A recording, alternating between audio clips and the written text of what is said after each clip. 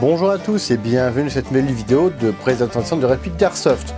Aujourd'hui, j'ai l'honneur de vous présenter la Winchester M1894 de chez Umarex avec le kit bois de chez SAT.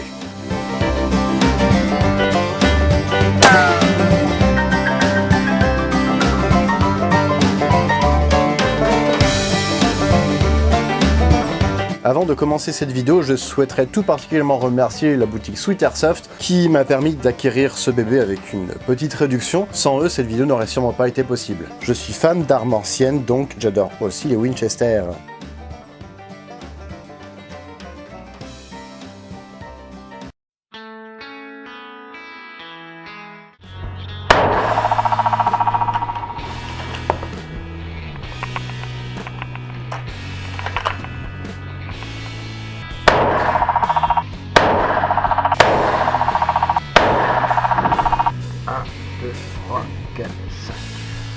À 50 mètres.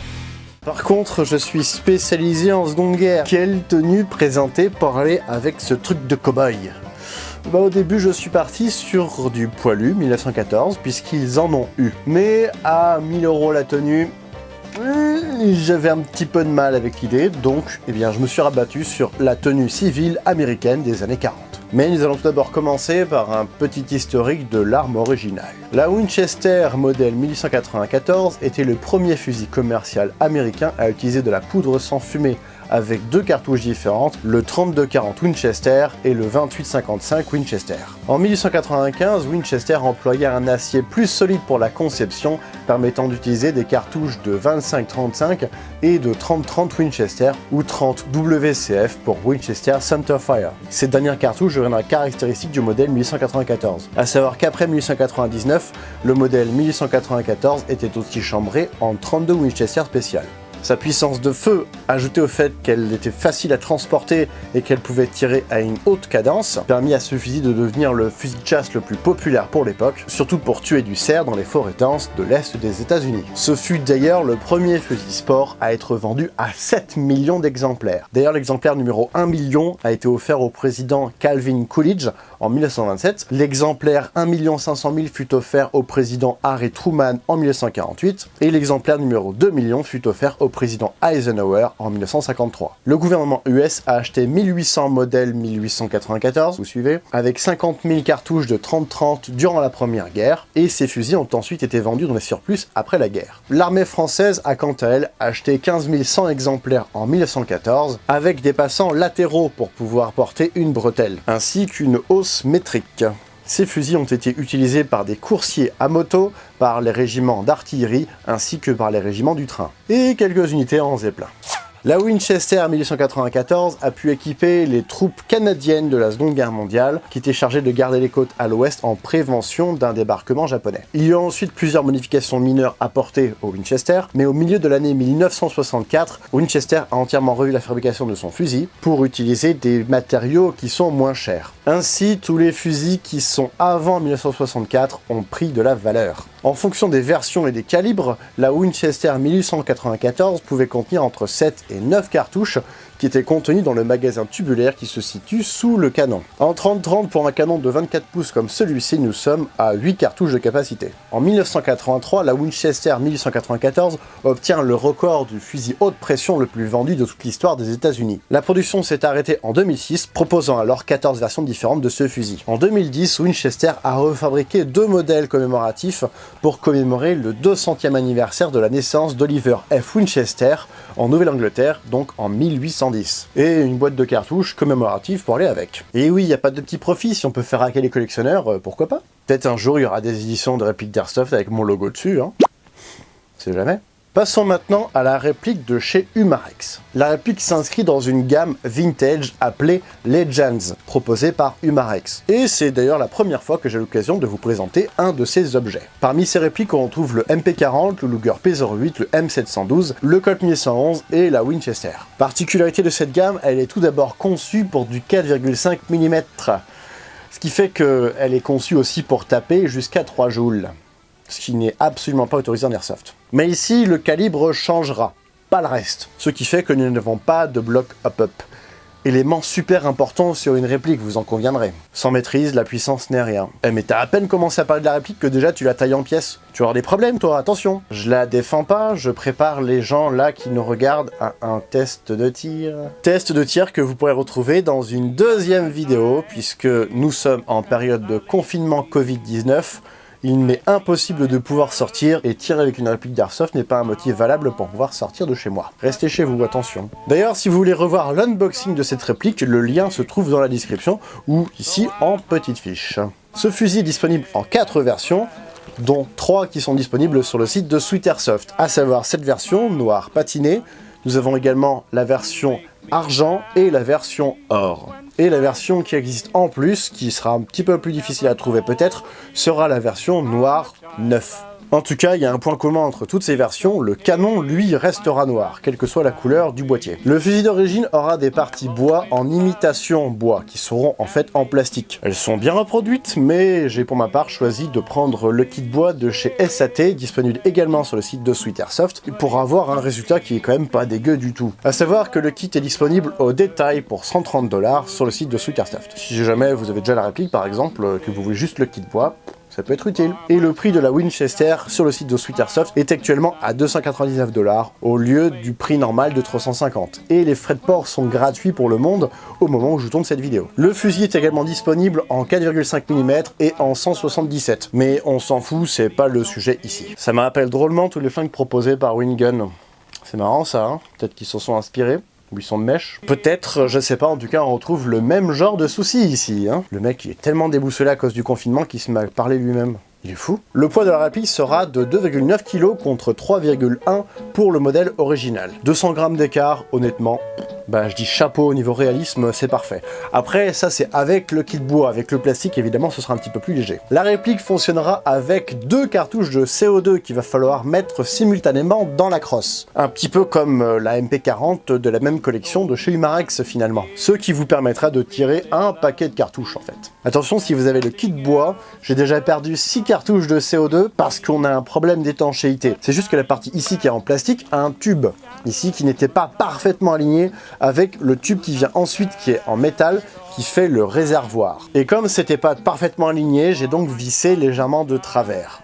Donc l'étanchéité n'était pas complètement bonne et ça se barrait dans tous les sens. Parce qu'en fait c'est tout le réservoir qui se situe ici qui est rempli de CO2 au moment où les capsules sont percées.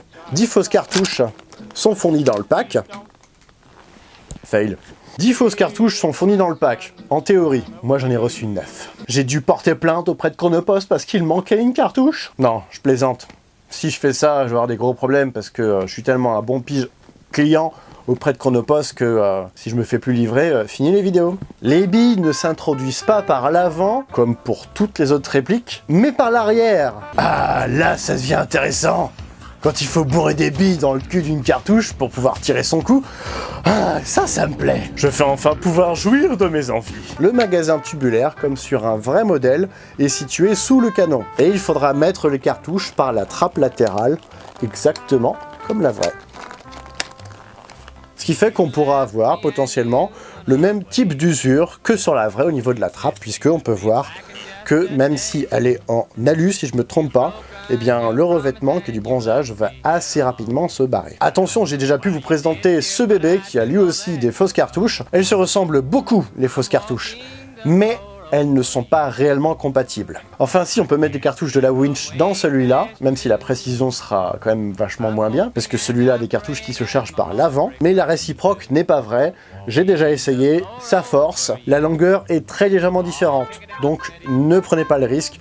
Le mécanisme étant Zamax, ce serait dommage de le casser parce que vous respectez pas les bonnes cartouches. En tout cas, si vous forcez, bah, je vous aurais prévenu, c'est pas de ma faute, faudra pas venir pleurer. On remarque un petit téton en laiton à l'avant, sur le guidon. Je l'ai rebronzé un peu, histoire qu'il soit un peu moins visible, mais de toute façon, il n'est pas réaliste. D'ailleurs, tout le guidon à l'avant n'est pas réaliste. Normalement, on devrait avoir une hausse comme celle-ci. À moins que nous soyons sur une version 94 Compact Ranger, mais comme cette version est apparue en 1998, c'est pas possible. D'ailleurs, dans l'idéal, il faudrait rajouter un protège-guidon.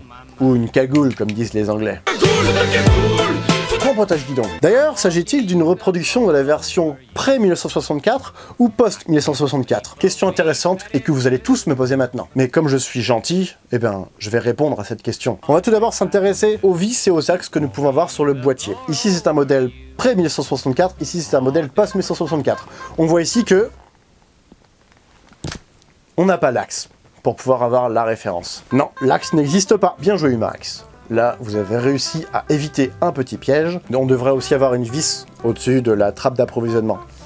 Manque de réalisme. Mais là où on peut avoir la réponse, c'est que le marteau, qui ici n'a d'ailleurs pas la bonne inclinaison par rapport à un vrai, aura un quadrillage uniquement sur l'arrière, contrairement au modèle post-1964, qui lui l'a sur presque l'intégralité de la courbe du marteau. La hausse est réglable et elle est réaliste, même si en airsoft, comme d'habitude, elle ne servira strictement à rien. Encore moins avec ce bébé. Pour le régler, il va falloir soulever le guidon qui est monté sur une grosse lame ressort en fait, et vous mettre à la verticale, à moins d'utiliser votre troisième main pour pouvoir faire glisser le curseur, pour pouvoir utiliser la gravité pour faire tomber le curseur et le mettre au bon niveau du petit escalier que nous avons. Et enfin, seul élément externe en plastique, c'est la plaque de couche. Plaque de couche qui servira également de clé Allen pour pouvoir insérer vos cartouches. Pour l'utiliser, il va falloir presser le bouton central et le faire tourner sur la gauche d'un quart de tour, jusqu'à ce que la trappe soit légèrement en relief. Là donc, on peut tirer sur la plaque de couche pour pouvoir accéder à l'interne. Dans l'interne, nous avons ici donc la vis, qui n'est pas vissée directement ici. Le pas de vis sera à peu près à ce niveau-là. Et la partie en plastique à l'intérieur qui permet de renforcer la crosse pour éviter que ça pète tout simplement. Et ici, nous avons le petit outil qui permet de visser la vis pour pouvoir gérer l'étanchéité, et on peut voir que le mien est très légèrement tordu. Comme ton esprit sale pervers, balance ton youtubeur, dénoncer cet homme. Il a voulu faire une page fan pour pouvoir balancer des propos incitant la haine. Heureusement, il a été signalé et la page a été supprimée. Le monde est sauf, la justice a été rétablie. C'était ma page fan avec du contenu uniquement historique. Merci les réseaux sociaux de la bien-pensance. Mais bon, je suis passé sur Twitter maintenant. À savoir que si vous n'avez aucune force ou pas d'ongle, vous pouvez utiliser un tournevis pour pouvoir faire pivoter l'axe central de la plaque de couche. Après, de toute façon, c'est marqué dessus, hein, il y a marqué Open et Lock. Donc si vous n'êtes pas débile, normalement, vous pourrez vous en sortir. Mais bon, avec certains, c'est jamais. Au niveau des marquages, nous sommes assez pauvres.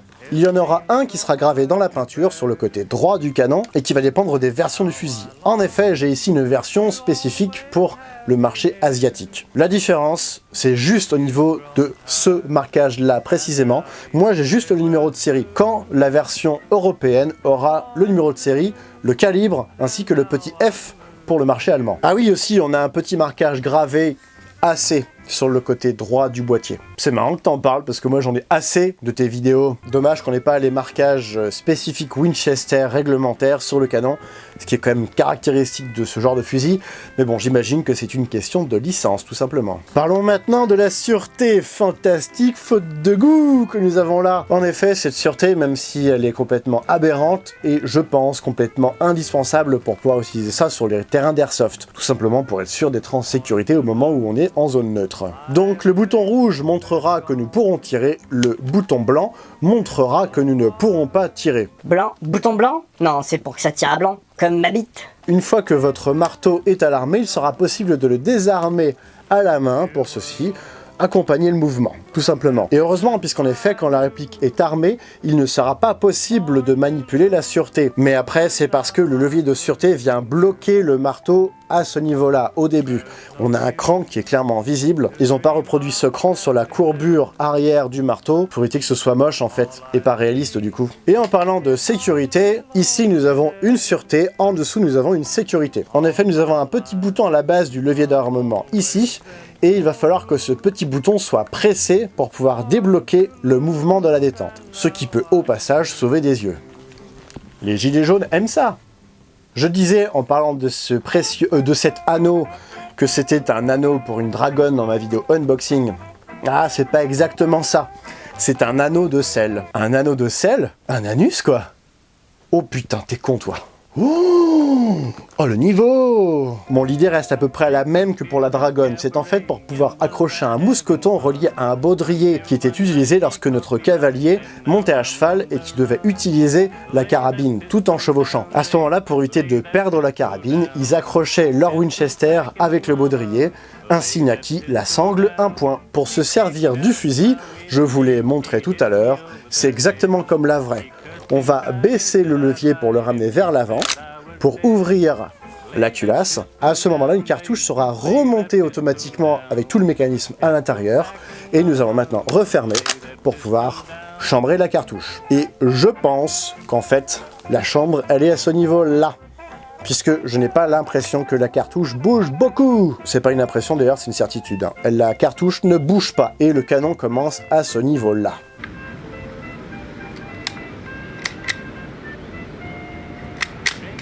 Attention, ne faites pas comme dans les films de western à vouloir recharger cette carabine de manière ultra musclée. C'est du Zamac, le levier d'armement ne supportera pas le poids de votre connerie. A noter d'ailleurs que nous avons un très léger jeu sur le levier d'armement, un jeu latéral. Et pour finir, le côté vintage me rappelle un petit peu le M44 développé par BO Manufacture qui était bronzé et légèrement retravaillé derrière. Ici nous avons exactement la même finition. Et du coup, je réponds à votre question, ce n'est pas de la peinture, c'est réellement du bronzage à l'origine. Mais les arêtes me plaisaient que moyennement puisque c'était le métal à nu qui apparaissait. J'ai repris ma méthode de d'habitude, hein, aluminium black pour pouvoir donner un aspect encore plus réaliste. Et le résultat est vraiment pas mal, ce qui m'a permis au passage de cacher le petit numéro de série que nous avons sur le côté droit. On peut voir d'ailleurs sur le côté droit que ça a vachement bien réagi au bronzage, alors que sur le côté gauche, un peu moins. Ça n'a pas réagi aussi bien. Après, ça veut dire qu'il y a du potentiel pour en faire un truc vraiment bien, mais du coup, si vous la décapez entièrement, pour la décaper, vous pouvez peut-être même utiliser de l'acide chlorhydrique, mais attention, ça pue. Si vous la décapez intégralement, alors sûrement vous pourrez avoir un excellent bronzage derrière. Pourquoi pas, peut-être à faire un jour. Pour le test de tir et test chronie, ce n'est que partie remise. Comme je vous l'ai dit, nous sommes en pleine période de confinement. Je ne suis donc pas dans la capacité de pouvoir faire ce test de tir. Enfin, si je pourrais, parce que la portée max dépasse pas 20 mètres, mais ça donnerait des images moches prises dans mon appartement. Et pour ce genre de test, je préfère largement être dehors. Donc je suis désolé, je préfère faire de la qualité plus tard plutôt que de la quantité maintenant. Voici ce qui conclut cette vidéo, j'espère qu'elle vous aura plu. Si c'est le cas, comme d'habitude, n'hésitez pas à laisser un pouce bleu, un commentaire, à vous abonner et à partager cette vidéo. Je remercie encore Sweet Airsoft pour son super soutien. Allez voir leur site web, le lien est dans la description. Et si vous aussi voulez me soutenir, n'hésitez pas à retrouver là aussi dans la description mes liens Tipeee, MyTip et le lien pour devenir souscripteur de ma chaîne YouTube.